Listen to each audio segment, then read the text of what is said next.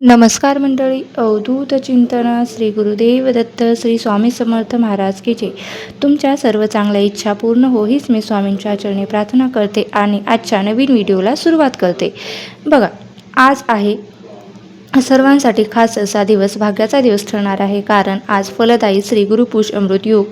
ज्योतिषशास्त्रात या योगाला सर्वश्रेष्ठ योग मानलं जातं. या दिवशी केलेली छोटीशी सेवा खरेदी देखील आपल्याला अक्षय फळ देऊन जात असते. पण गुरुपुष अमृत योग हा सामान्य योग नाही, अत्यंत दुर्मिळ योग आलेला आहे. हा योग नक्की किती वर्षांनी आलेला आहे, तर या दिवशी काय करावे, काय टाळावे, कोणत्या चुका महागात पडू शकतात, त्याचबरोबर या दिवशी हळदीचे काही प्रभावी उपाय आपल्याला करायचे आहेत, या संदर्भात संपूर्ण माहिती आपण आजच्या व्हिडिओमध्ये पाहणार आहोत. त्यामुळे तुम्ही व्हिडिओ स्किप न करता शेवटपर्यंत पहा आणि चॅनलवरती नवीन असाल तर सबस्क्राईब करायला विसरू नका. बघा, पहिल्यांदा काय करायचं आहे तर ओम नमो भगवते वासुदेवाय नमः लिहायला अजिबात विसरू नका. आणि अधिक मास आणि गुरुपुष अमृत योगाचा हा सुयोग हा 11 वर्षानंतर एकत्र आलेला आहे. त्यामुळे या दिवशी लक्ष्मी माता लक्ष्मीची पूजा करून दारिद्र्य नष्ट करून घरामध्ये अखंड लक्ष्मी ऐश्वर्य आणण्यासारखे आहे. उद्या आजच्या शुभ दिवशी आपल्या घरात प्रगतीसाठी आणि सुखसमृद्धीसाठी आपल्याला कोणत्या गोष्टी आवर्जून केल्या पाहिजेत, ज्यामध्ये आज सकाळी अंघोळ करून पिवळे वस्त्र परिधान करावे. घराच्या देवाऱ्यात एकत्र माता लक्ष्मीची आणि विष्णूची एकत्र पूजा करावी. त्यांना पिवळे फुले, केळी किंवा पिवळी मिठाई अर्पण करावी. हा योग खरेदीसाठी अत्यंत शुभ मानला जातो. या दिवशी सोने, चांदी, नवनवीन वाहन, जमिनी खरेदी करण्यासाठी अत्यंत लाभदायक ठरते. जर मोठे बजेट नसेल तर किमान 10 ग्राम चांदी किंवा नवीन भांडे किंवा पूजेचे साहित्य, धन वगैरे तुम्ही खरेदी करू शकता. आजच्या दिवशी ओम नमो भगवते वासुदेवाय नमः किंवा ओम श्रीं क्लीं सिद्ध लक्ष्मी न मंत्र या यथाशक्ती जप तुम्ही करायचा. विष्णू सहस्रनामाचं पाठ करणे अत्यंत फलदायी ठरते. अधिक मासात आणि या योगावर पिवळ्या वस्तूंचे दान करणे, चणा डाळ, पुरणपोळी, पिवळे कपडे किंवा केळी ब्राह्मणात किंवा गरजूंना दान केल्याने कधीही पैशांची कमतरता भासत नाही. जितकं महत्त्वाचं का आहे तर तितकंच महत्त्वाचं ते तुम्ही करू शकता, कारण एका चुकीमुळे हे शुभ योगाचे फळ नष्ट होऊ शकते. आजच्या दिवशी घरात कटकटी, वाद किंवा कोणाचे अपमान करू नका. विशेषतः घरातील महिलांचा, माता, बहीण, पत्नी यांचा सन्मान करा, कारण जिथे क्लेश असतो तिथे लक्ष्मी कधीही टिकत नाही. आता या दिवशी सात्विक राहावे. मांसावर दारू किंवा गांजा, कांदा, लसूण खाणे टाळावे. गुरुपुष अमृत योगासाठी खरेदी करणे शुभ असते. या दिवशी तुम्ही दानधर्म करावे, यथाशक्ती दानधर्म करावे. जशी तुमची इच्छा असेल तसे तुम्ही दानधर्म करावे. धार्मिक दृष्टिकोनातून अशा मोठ्या शुभ योगांच्या दिवशी दुपारी झोपणे टाळावे, यामुळे शरीरातील नकारात्मकता वाढते. 11 वर्षानंतर आलेल्या या अधिक मासातील गुरुपुष अमृत योगाचा पुरेपूर लाभ घ्या. आता आज सकाळी उठल्यापासून विष्णू लक्ष्मी मातेचे स्मरण नक्की करा. त्याचबरोबर या दिवशी आपल्याला हळदीचे काही गुप्त उपाय जे आहेत ते आपल्याला करायचे आहेत. भगवान विष्णूंना हळद अतिशय प्रिय आहे आणि या दिवशी जर तुम्ही हळदीचे काही उपाय केले तर घरात सुख, समृद्धी, प्रगतीसाठी मदत होते. आपल्यासाठी ते खूप महत्त्वाचे ठरू शकते. त्यामध्ये सर्वात पहिले जो उपाय आहे तो म्हणजे मुख्य दरवाजावर स्वास्तिक काढायचे आहे. घराच्या रक्षणासाठी हा उपाय करायचा आहे.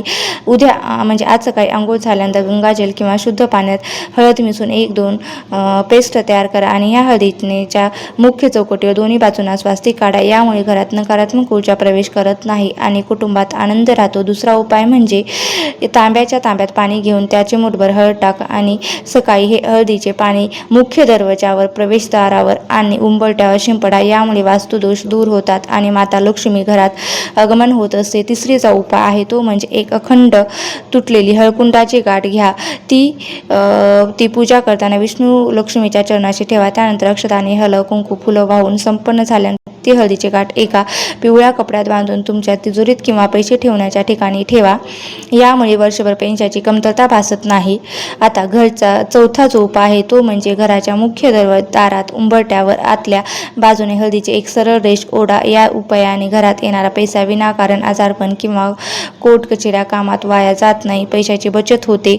पाचवा जो उपाय आहे तो म्हणजे मुलांच्या कपाळावर हळदीचा टिका लावा. यामुळे आत्मविश्वास वाढवण्यासाठी मदत होते. आज पूजा झाल्यानंतर विष्णू भगवानाच्या चरणीस हळद घेऊन ती मुलांच्या कपाळावर आणि कंठावर लावावी. यामुळे मुलांची एकाग्रता वाढते, त्यांचा आत्मविश्वास वाढतो आणि गुरुग्रहाच्या कृपेने त्यांचा अभ्यासात व करिअरमध्ये यश प्राप्त होते. 6वा जो उपाय आहे तो म्हणजे मुलांच्या अभ्यासाचा मुख्य पुस्तकांच्या किंवा वहीच्या पहिल्या पानावर हळदीने छोटासा टिळा लावा. यामुळे अभ्यासात येणारे अडथळे दूर होतात आणि बुद्धी तलक होते. 7वा जो उपाय आहे तो म्हणजे एक छोट्या पिवळा सुती कपडा घ्या, त्यात एक हळकुंडाची गाठ किंवा 1 रुपयाचे नाणे ठेवा. हे मुलांच्या अभ्यासाच्या खोलीत किंवा त्यांच्या कपाटात सुरक्षित ठिकाणी ठेवा. हा उपाय मुलांच्या प्रगतीचे मार्ग मोकळे करतो. 8वा जो उपाय आहे तो म्हणजे कुटुंबातील सर्व सदस्यांनी आंघोळीच्या पाण्यात अगदी चिमूटभर हळद टाकून स्नान करावे. यामुळे शरीराची आणि मनाची नकारात्मकता ऊर्जा दूर होते आणि आरोग्य उत्तम राहते.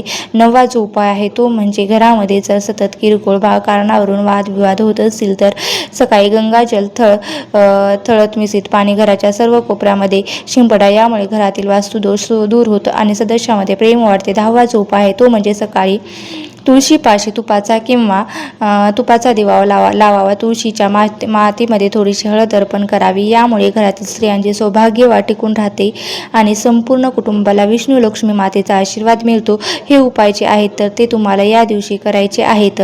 त्याचबरोबर या दिवशी आपल्याला अजून काही प्रभावी हळदीचे उपाय करता येतील, जे धनप्राप्तीसाठी आपण करू शकतो. आपल्या घरामध्ये पैशाची जर काही समस्या येत असेल, पैसा टिकत नसेल, आर्थिक अडचण चणचण दूर करण्यासाठी आणि व्यवसायात वृद्धीसाठी तुम्ही हळदीचे प्रभावी उपाय करू शकता. त्यामध्ये तुम्हाला माता लक्ष्मीच्या चरणापाशी या 5 अखंड हळकुंडाच्या गाठी ठेवायच्या आहेत. त्यावर हळद, कुंकू, अक्षदा, फुलं अर्पण करायचे आहेत. पूजा संपन्न झाल्यावर या 5 हळदीच्या गाठी एका लाल किंवा पिवळ्या रेशमी कपड्यात बांधून पोटली तयार करावी. ही पोटली तुमच्या तिजोरीत किंवा कॅश बँक जिथे ठेवता त्या तिजोरीमध्ये तुम्ही ही ठेवायची आहेत.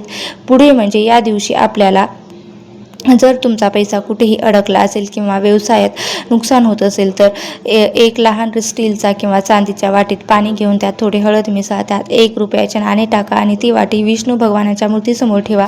आपल्या मनातील इच्छा देवासमोर व्यक्त करा आणि पूजा झाल्यानंतर ते नाणे तिजोरीत ठेवा आणि पाणी कोणत्याही झाडाला अर्पण करा. तुळस सोडून तुम्ही कोणत्याही झाडाला ते पाणी अर्पण करू शकता. आता एक कोऱ्या पांढऱ्या कागदावर हळदीने स्वास्तिक काढा. त्या स्वास्तिकच्या 4ही कोपऱ्यात थोडी अक्षदा, तांदूळ लावून कागद अत्यंत आदराने तुमच्या कपाटात, अभ्यासाच्या टेबलवर किंवा व्यवसायाच्या ठिकाणी कॅश काउंटरमध्ये ठेवा. हा उपाय केल्याने पैशाची विनाकारण होणारी उधळपट्टी थांबते आणि धनसंचय म्हणजेच पैशाची बचत होऊ लागते. आता भगवान विष्णू आणि माता लक्ष्मीच्या मूर्तीला फोटोला हळदी कुंकवाचा टिळा लावल्यानंतर स्वतःच्या कपाळावरही त्याच हळदी कुंकवाचा टिळा लावा. देवाला लाल गुलाबाचे फूल किंवा पिवळी मिठाई अर्पण करा. यामुळे कुंडलीतील गुरुग्रह बलवान होतो. ज्यामुळे व्यक्तीला आयुष्यात मानसन्मान आणि संपत्ती प्राप्त होत असते. तिजोरीत हळदीचे हे जे आपण उपाय सांगितलेले आहेत ते गाठ करून ठेवायचे आहेत. सर्व उपाय तुम्ही उद्या करण्याचा प्रयत्न करा. या उपायामुळे कुटुंबाची प्रगती होईल. हळद ही अत्यंत शुभ असते. प्रत्येक मंगल कार्यात आपण हळद वापरतो. हा उपाय जो आहे तो तुम्ही करून बघा. तुम्हाला याचे खूप चांगले फायदे होतील. यापैकी कोणताही एक उपाय करा, त्याचा तुम्हाला फायदा होणारच आहे. आजची झालेली सेवा मी स्वामी महाराजांच्या चरणी रुजू करते आणि आजचा व्हिडिओ कसा वाटला नक्की मला कमेंट करून सांगा. व्हिडिओ जर आवडला असेल तर नक्की लाईक करा, शेअर करा आणि चॅनलवरती नवीन असाल तर सबस्क्राईब करायला विसरू नका. धन्यवाद.